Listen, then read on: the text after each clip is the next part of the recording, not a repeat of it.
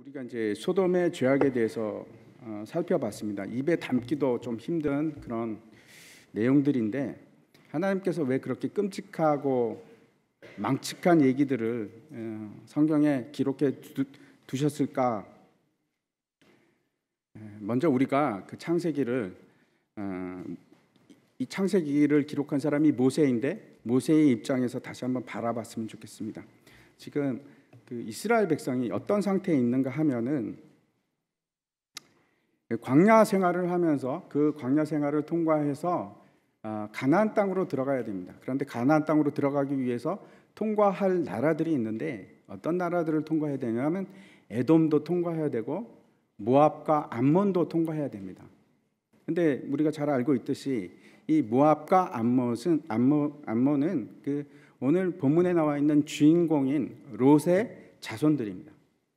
그 자손들이고 뿐만 아니고 지금 그 땅을 통과해서 결국 들어가야 할 곳이 가나안 땅인데 그 가나안 족속이 살고 있는 땅이 어떤 땅이었나?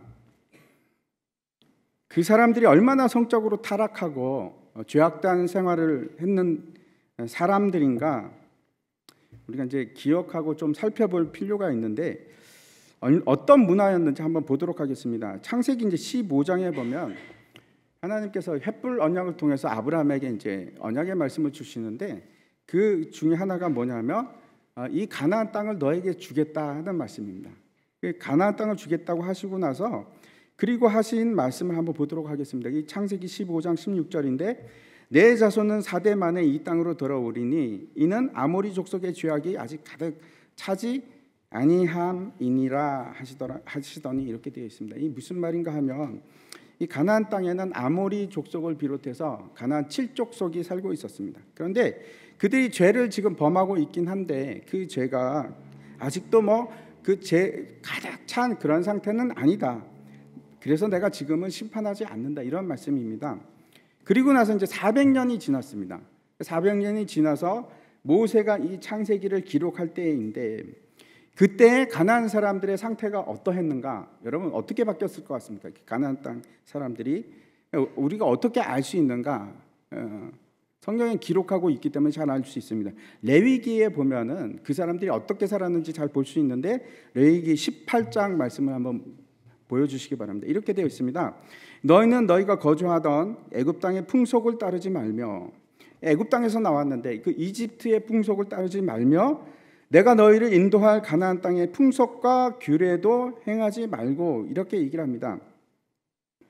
그 가나안 땅의 삶의 풍속과 규례가 도대체 어떠했길래 하나님께서 이 이스라엘 백성에게 이렇게 말씀했을까? 너는 절대 그 사람들의 풍속과 규례는 따르면 안 돼. 이렇게 지금 강하게 말씀하시는 겁니다. 그 내용이 이제 어디에 있냐면 요 18장 3절 이후에 쭉 계속해서 나옵니다. 한번 보겠습니다. 이제 6절에 보면은 이렇게 되어 있습니다. 6절과 7절에 이렇게 되어 있는데 각 사람은 자기의 살부치를 가까이 하여 그의 하체를 범하지 말라. 나는 여호와이니라. 내 어머니의 하체는 곧 내 아버지의 하체이니 너는 범하지 말라. 그는 내 어머니인즉 너는 그의 하체를 범하지 말지니라. 이런 내용이 계속됩니다. 여러분 끔찍한 얘기인데 가운데를 건너떠서 22절부터 한번 또 보여주시기 바랍니다. 뭐라고 얘기하냐면 너는 여자와 동침함 같이 남자와 동침하지 말라. 이는 가증한 일이니라. 이렇게 하면서 너는 짐승과 교합하여 자기를 더럽히지 말며 여자는 짐승 앞에 서서 그것과 교접하지 말라. 이는 문란한 일이니라. 너희는 이 모든 일로 스스로 더럽히지 말라. 그러면서 뭐라고 얘기하시냐면 내가 너희 앞에서 쫓아내는 족속들이 이 아모리 족속을 비롯해서 가나안 7족을 얘기하시는 겁니다. 이 가나안 땅에 살고 있는 이 사람들이 이 모든 일로 말미암아 더러워졌고 이 사람들이 행했던 이런 일들을 지금 얘기하는 겁니다. 어머니나 아버지와 관계를 맺고 그리고 지금 본음과 같이 동성애를 하고 이런 가증한 일들로 인해서 더러워졌다. 그리고 이제 25절에 이렇게 얘기합니다. 그 땅도 더러워졌으므로 그 사람이 더러워지니까 그 땅도 다 더러워졌고 내가 하나님을 얘기합니다. 하나님이 악으로 말미암아 벌하고 하나님께서 그 악으로 말미암아 심판하겠다는 말씀을 하시고 그리고는 또 뭐라고 얘기하시냐면 그 땅도 스스로 그 주민을 토하여 내느니라. 너무나 역겨워서 그 하는 일들이 그 풍습이 그 규례가 너무나 가증하고 역겨워서 딱 맞아도 그 주민을 다 으악 하고 토해내겠다. 그 정도로 역겹다. 이렇게 지금 말씀하고 있는 겁니다. 이 족속들이 여러분 이 일이 여기서 끝나는 것이 아니고 이제 19장, 20장에 계속 나오는데 다 이런 가증한 일들입니다. 이스라엘 백성들이 나왔던 애굽 땅뿐만 아니고 그 이집트 땅뿐만 아니고 이스라엘 백성들이 지금 향해서 가고 있는 가나안 땅의 문화가 이렇게 성적으로 타락한 문화입니다. 우리가 지금 뭐 상상하기도 힘든 그런 타락한 문화 속에서 이스라엘 백성이 거기서 살아야 되는 겁니다. 그 땅으로 들어가야 되는 겁니다. 그래서 하나님께서는 이 자기 백성들에게 내가 그 죄악들을 얼마나 싫어하고 내가 얼마나 가증스럽게 여기는가, 그것을 지금 보여주시기 위해서 이 창세기 19장이 있는 겁니다. 존재하는 겁니다. 이 타락의 결과가 결국 어떻게 되는지 너희들이 봐라. 그리고 너의 반면 교사로 삼아라. 이런 말씀입니다. 반드시 심판당할 수밖에 없다. 확인하라 이겁니다. 우리에게도 마찬가지입니다. 그 입에 올리기도 민망한 이런 죄악들을 우리가 굳이 주일날 아침에 거룩한 날에 입에 뭐 올리면서 이렇게 해야 되나? 해야 될 필요가 있습니다. 왜냐하면 하나님께서 이 소돔의 얘기를 여기서 끝나고 안 하시는 것이 아니고, 제가 세보니까 무려 신구약 합쳐서 17번에 걸쳐서 계속해서 소돔에 대해서 얘기합니다. 소돔의 심판을 잊지 마라. 그 심판을 잊지 말라. 이 죄악으로 소돔과 여러분 고모라가 어떻게 되었을까요? 아시죠? 여기 성경에 나와 있습니다. 24절과 25절 한번 보시기 바랍니다. 여기 이렇게 되어 있습니다. 여호와께서 하늘 곧 여호와께로부터 유황과 불을 소돔과 고모라에 비같이 내리사 그 성들과 온 들과 성에 거주하는 모든 백성과 땅에 난 것을 다 엎어 멸하셨더라. 최근에 이 소돔과 고모라를 이제 고고학적으로 이제 발견을 했었는데, 보니까 재들이 있지 않습니까? 이렇게 재가 막 굉장히 쌓여 있는 그 사해 부근에 있습니다. 아무튼 그러면 이 소돔과 같은 죄는 여러분 소돔으로 끝나고 불과 유황으로 그 심판하는 일은 더 이상 없었을까요? 여러분 어떻게 생각하십니까? 하나님께서 더 이상 이제 심판을 안 하셨을까요? 역사상 그런 일이 없습니까? 아니요, 그렇지 않습니다. 제가 앞에서 말씀드렸지만 그 가나안 땅도 그렇게 심판을 받았고 이스라엘 족속에 의해서 멸망합니다. 근데 뭐 물론 이제 그 완전히 멸망하지 않고 살아남는 자들이 있었습니다. 또 그뿐만 아니고 옛 바벨론이 그랬고, 그리고 에돔이 그랬고, 암몬이 그랬습니다. 그렇게 멸망당했습니다. 그러면 성경의 사건들 말고 실제 역사상 이 소돔과 고모라와 같이 심판을 받은 곳이 있습니까? 여러분 혹시 기억나는 곳이 있습니까? 폼페이가 그렇습니다.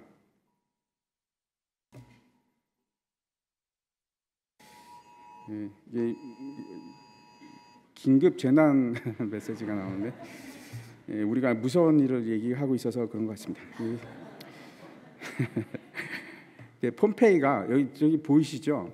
저기가 어디냐면 이탈리아 서부에 있는 해안 도시입니다. 해안 도시인데 아주 잘 계획된 아주 계획 도시입니다. 저 모양이 어떤 거냐면 물고기 형상으로 이렇게 계획이 되어 있는데 인구가 한 5만 명 정도 살았다고 합니다. 아담한 도시인데 참 아름답고 참 멋진 도시인데, 저기가 이제 어떤 용도로 주로 사람들이 절로 가냐? 향락 도시입니다. 그래서 휴가를 즐기거나 놀러 갈 때 절로 가는 겁니다.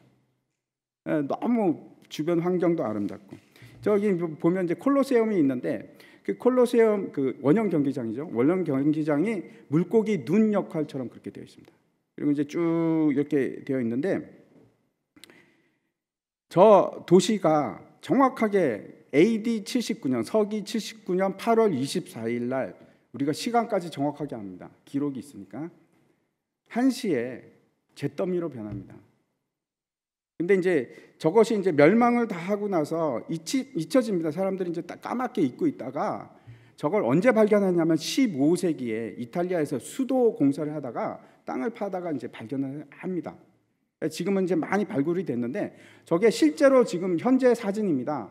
저 정도로 완벽하게 보존이 잘 되어 있습니다. 왜냐하면 재가 그 화산재가 3m 이상 쌓였습니다. 그래서 잘 보존이 되고 뭐 거의 그대로 남아 있을 정도로. 심지어는 이제 보면은 사람들이 있는데 저 사람들의 형체가 그 사람들이 아니고 구멍들이 있는데 거기다 이제 석고를 부어서 만든 겁니다. 재 속에 재가 이제 눌려 가지고 있는 그 텅 빈 공간에다가 부었더니 사람 형상이 저렇게 나오는 겁니다. 근데 어느 정도로 이게 우리가 볼 수 있냐면 사람의 인상까지 다 드러날 정도로 그렇게 보존이 되어 있습니다. 그런데 저 폼페이 발굴을 통해서 고고학자들이 발견한 것이 뭔가 하면 저 폼페이의 타락한 문화입니다. 건물도 이제 잘 보존이 되어 있는데 이 폼페이에서 특별히 발달한 것이 뭔가 하면 홍등가입니다.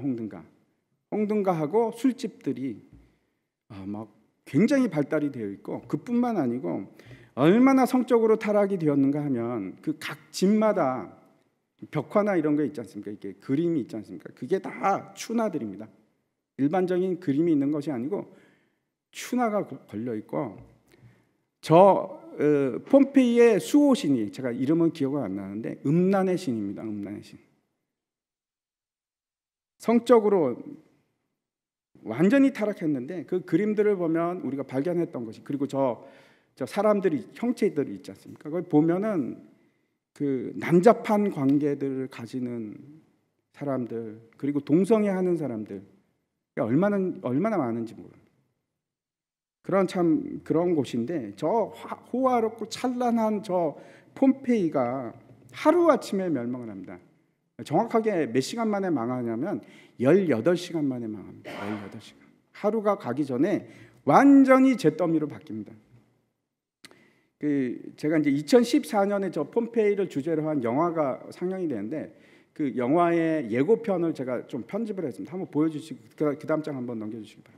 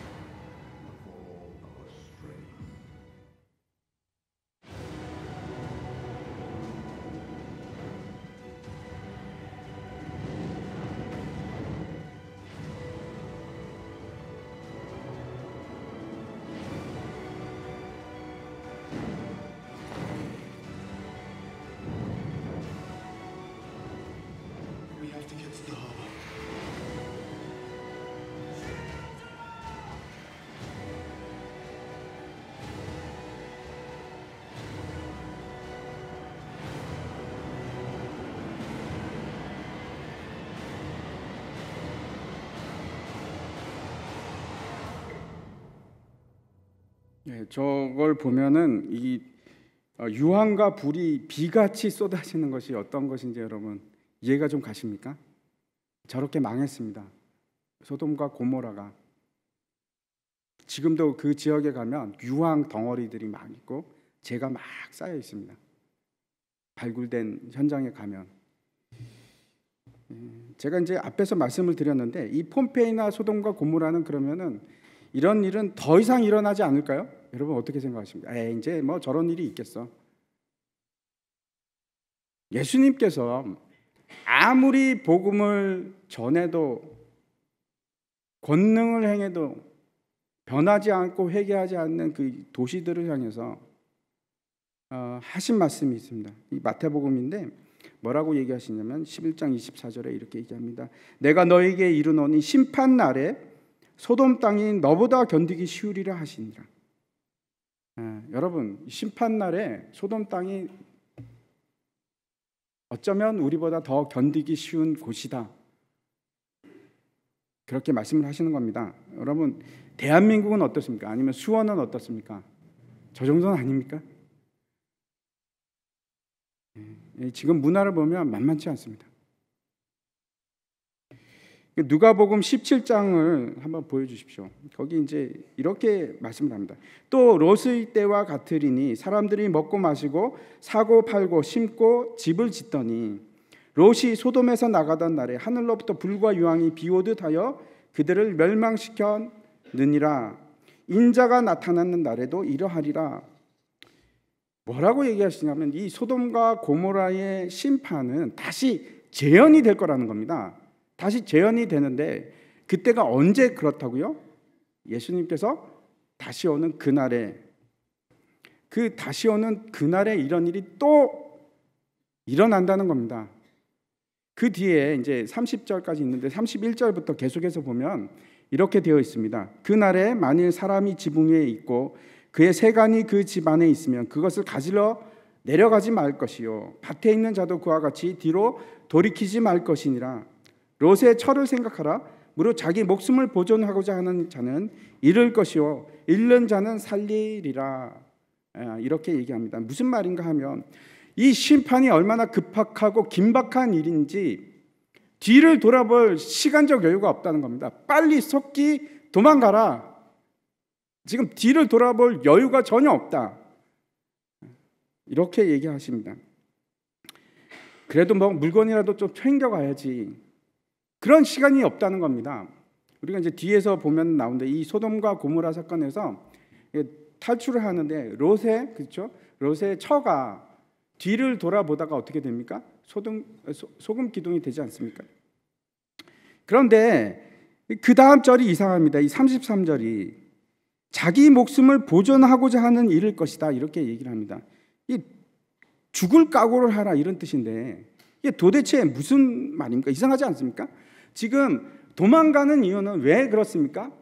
살려고 도망가는데 내 목숨을 부지하기 위해서, 보존하기 위해서 도망을 가는 것인데, 아니 목숨을 버릴 생각을 하라고 하니 이게 도대체 무슨 말인가?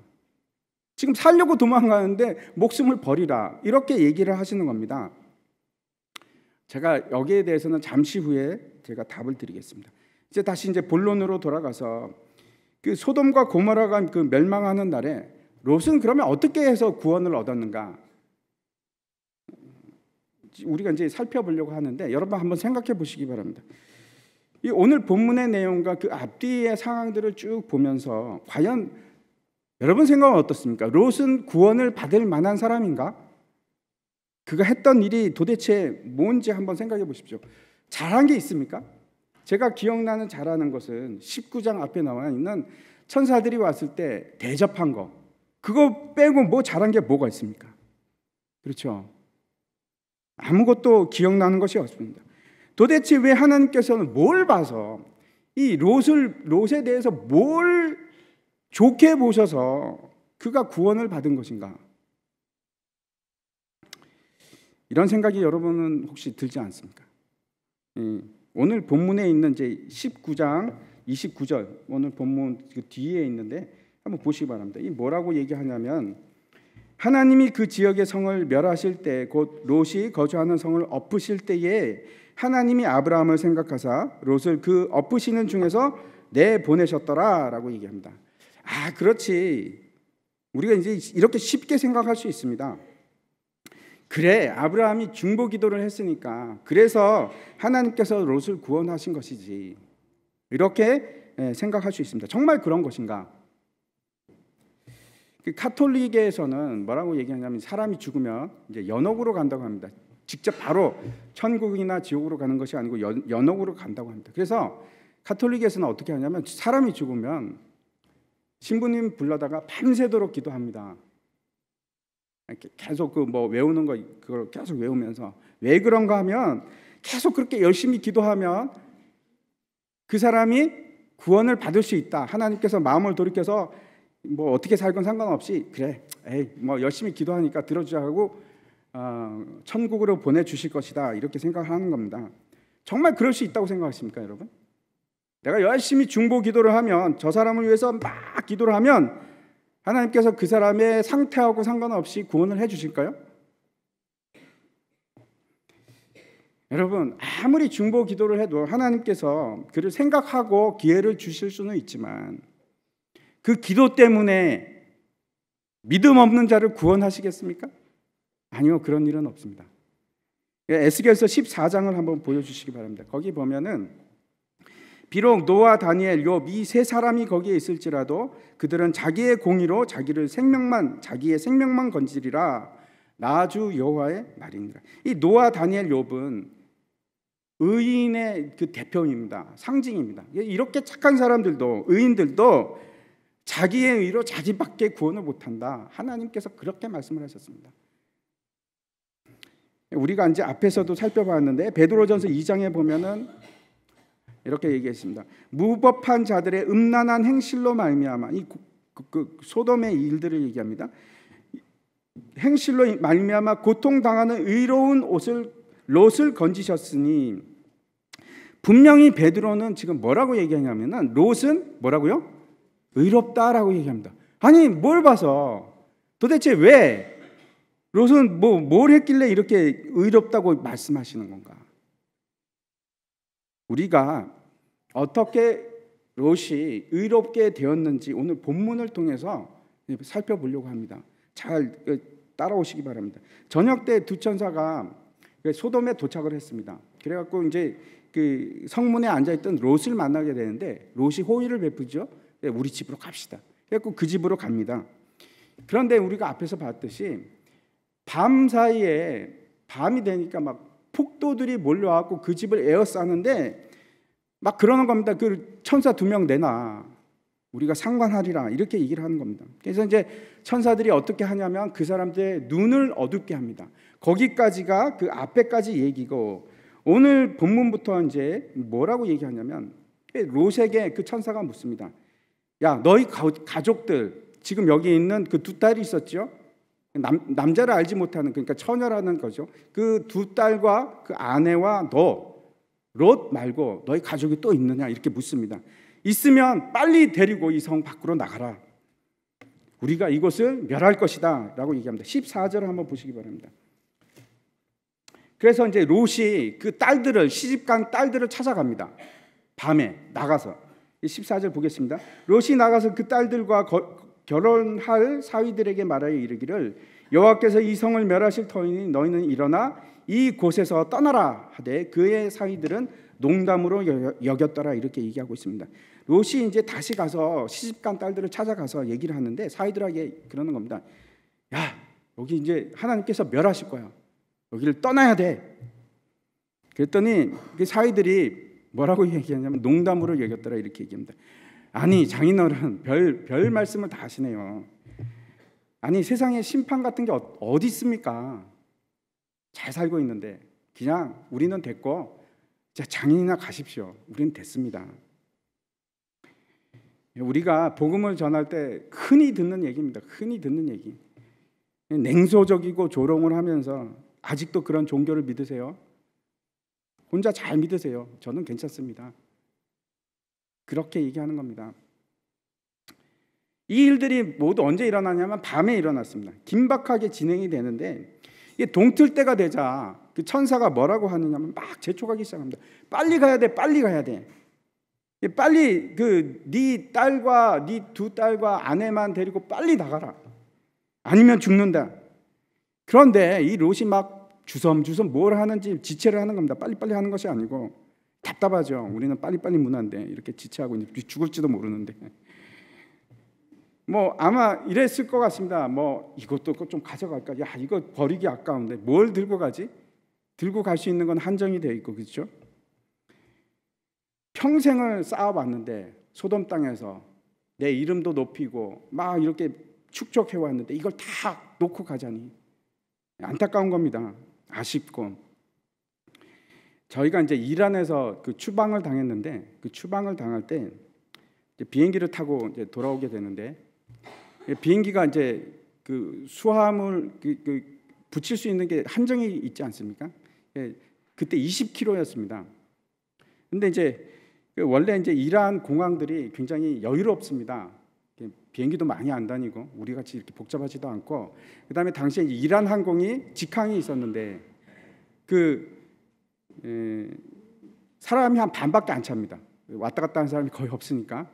그래서 이제 여유가 있고 해서 수화물 뭐 20kg라 그래도 막 더 많이 가져가도 아무 얘기도 안 합니다. 아예 어떤 때는 짐을 킬로그램 재지도 않고 그러는데 어떻게 된 건지 우리가 그 철수하는 날에 그렇게 그냥 하나도 칼같이 하나도 안 봐주는 겁니다. 보통 뭐 1kg 정도 넘어도 봐주지 않습니까?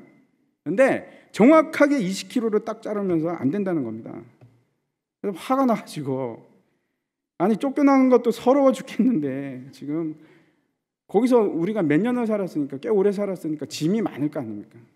이것이라도 좀 들고 가고 싶은데 못 가져가게 하는 겁니다. 그래서 이제 돈을 물려고 하니까 너무 비싸게 얘기를 해갖고 돈 주고 싶은 생각이 하나도 없어졌습니다. 이걸 뭐 그래가지고 막 화가 나서 싸우다가 안 되는 거 어떡합니까? 그래갖고 지금 비행기 탈 시간은 다 돼가고 비행기는 타야 되고 그래갖고 이제 집사람이랑 제가 그 옆에 휴지통에 가서 버려야 되니까 막 울먹울먹 울면서 그 공항 쓰레기통에 물건을 빼서 짐을 줄여야 되니까 그 막 버렸던 기억이 있습니다.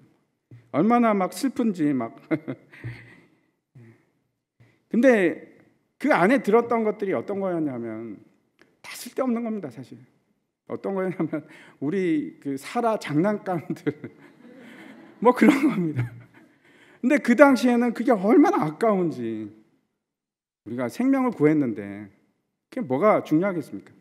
근데 그게 막 아까운 겁니다. 버리기가 싫고 그래가지고 막 쓰레기통에 막 집어넣으면서 막 화장품 같은 것도 다 버리고 막 버리면서 내가 다시는 이 나라 오나 봐라 그러면서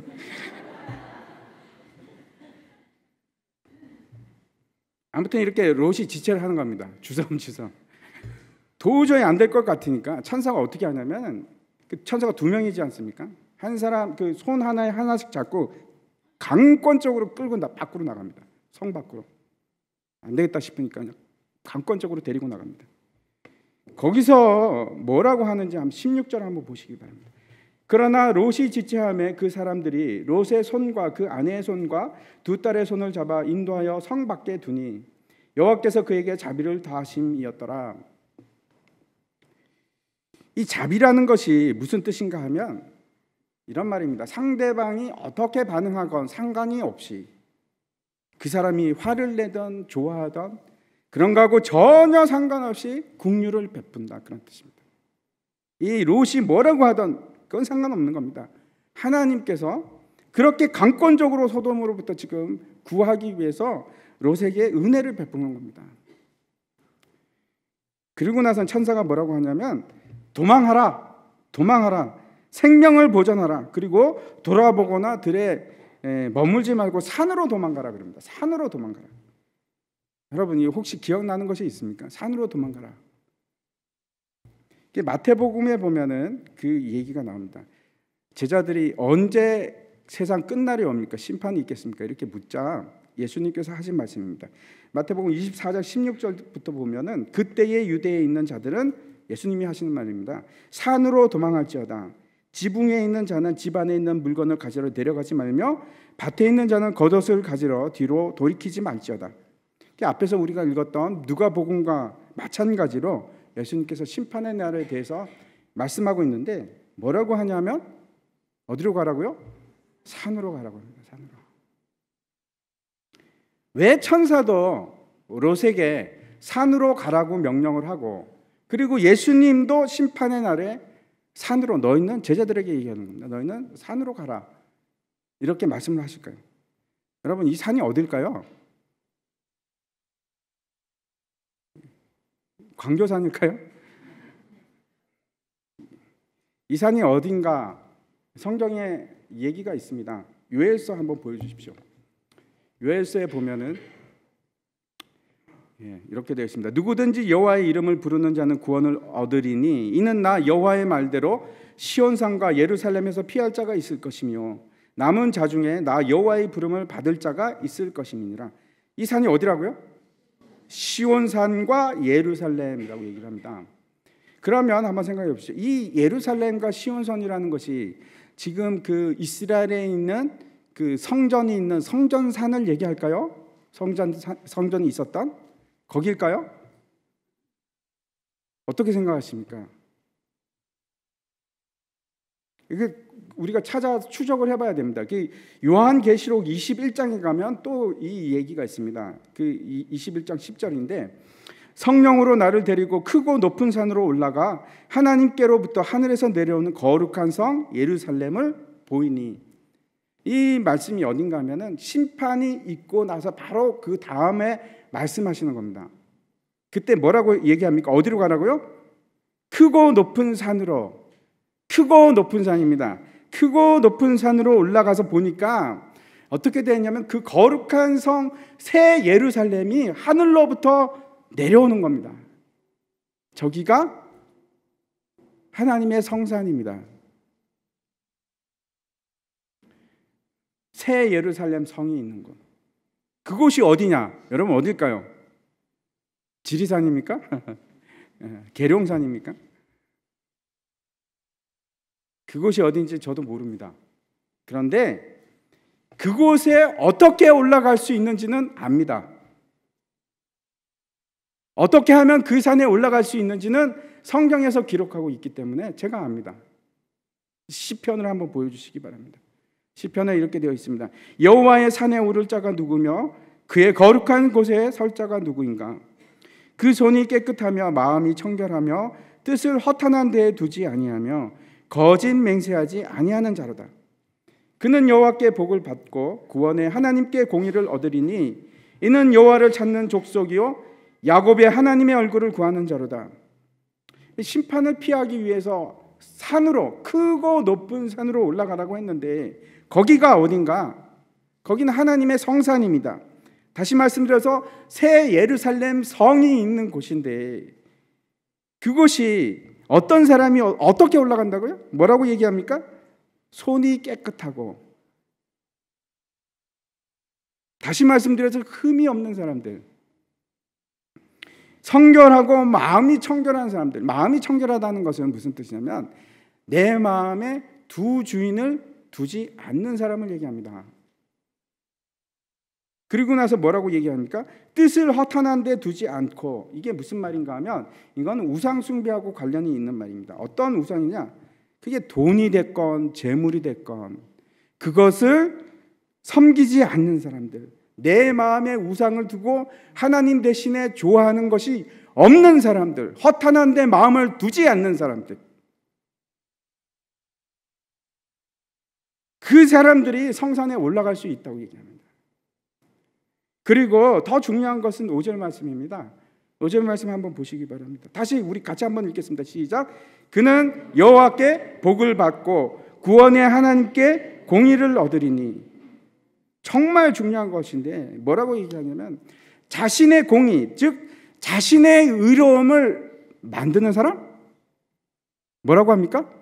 아니요. 공의를 얻는 사람입니다. 누구로부터? 하나님으로부터. 하나님의 복을 받아서 하나님으로부터 의를 얻는 사람입니다.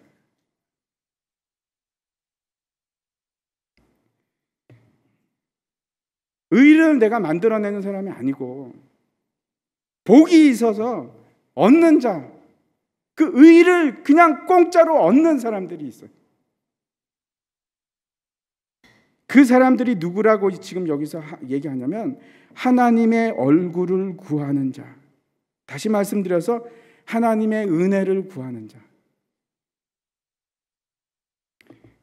그 산이 어디 있는지 모르겠습니다. 그런데 분명히 그 산에 올라가는 방법은 제가 합니다. 이겁니다.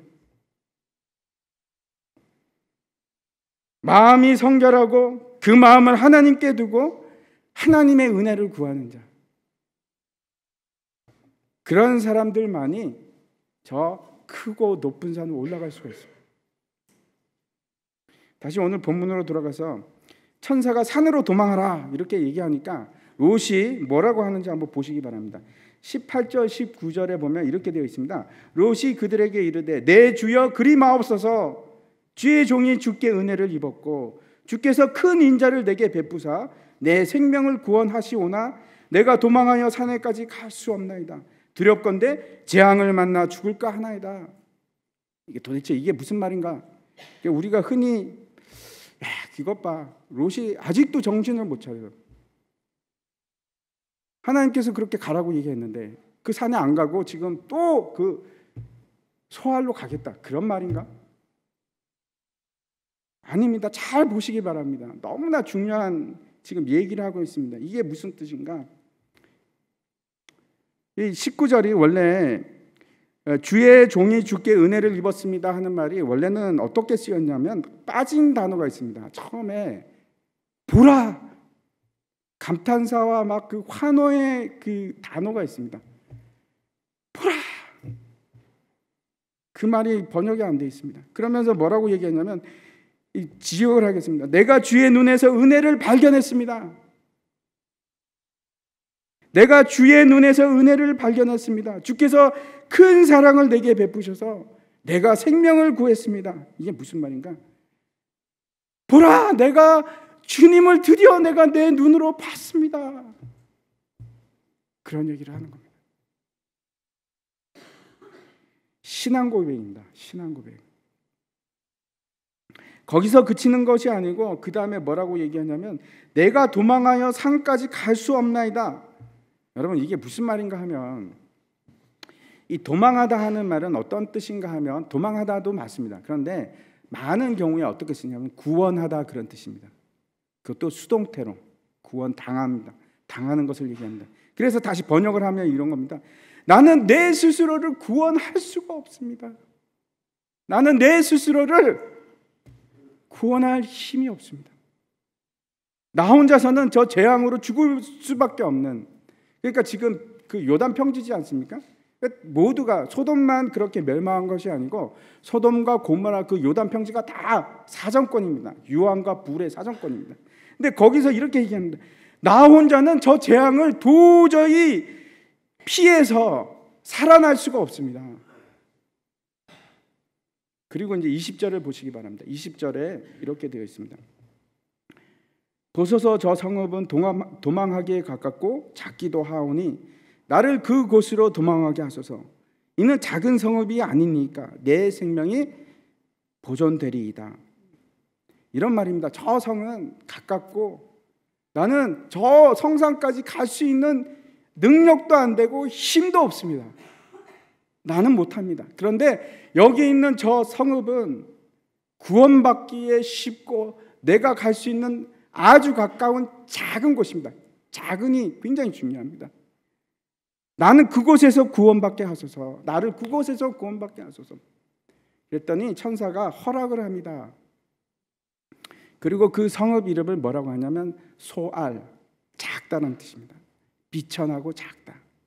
여러분 이 소알이 뭘까요? 네?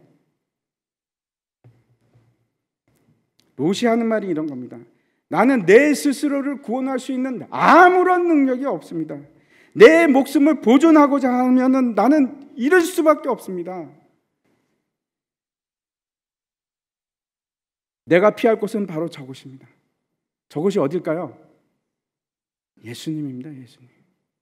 예수 그리스도가 우리의 도피성입니다. 예수 그리스도 거기만 우리의 피난처가 됩니다.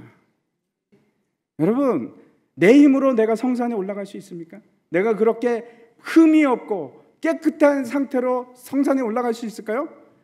아니요. 그 성산에 우리의 힘으로는 올라갈 수 있는 사람은 아무도 없습니다. 우리가 바라봐야 될 곳이 어디라고요? 예수 그리스도. 이 땅에 작고 비천한 몸으로 오신 그 예수 그리스도. 우리가 피해야 할 곳이 바로 거기입니다. 다시 한번 생각해 보시기 바랍니다.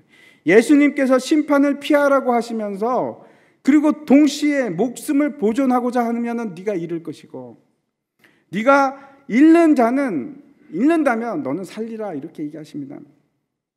목숨을 피하는 것이 목숨을 살리는 것이 심판을 피하는 것인데 도대체 이게 뭔가? 목숨을 잃어라? 살려고 했는데 잃어라? 다시 한번 생각해 보십시오. 예수님께서 그 소알과 고모라를 피하라고 하신 것은 왜 그랬을까요? 거기가 죄악의 도시니까 죄에서 떠나라는 뜻입니다. 죄에서 떠나라. 죄로부터 너를 구원하라. 여러분, 그 롯이 했던 일들은 그렇게 아름다운 일이 없습니다. 아무것도 우리 기억에 그런 것은 없습니다. 그런데 지금 그가 했던 이 고백은 나는 나 스스로를 구원할 수 없습니다. 내가 필요한 것은 주님입니다. 내가 주로 피하게 하소서. 나의 피난처가 되시옵소서.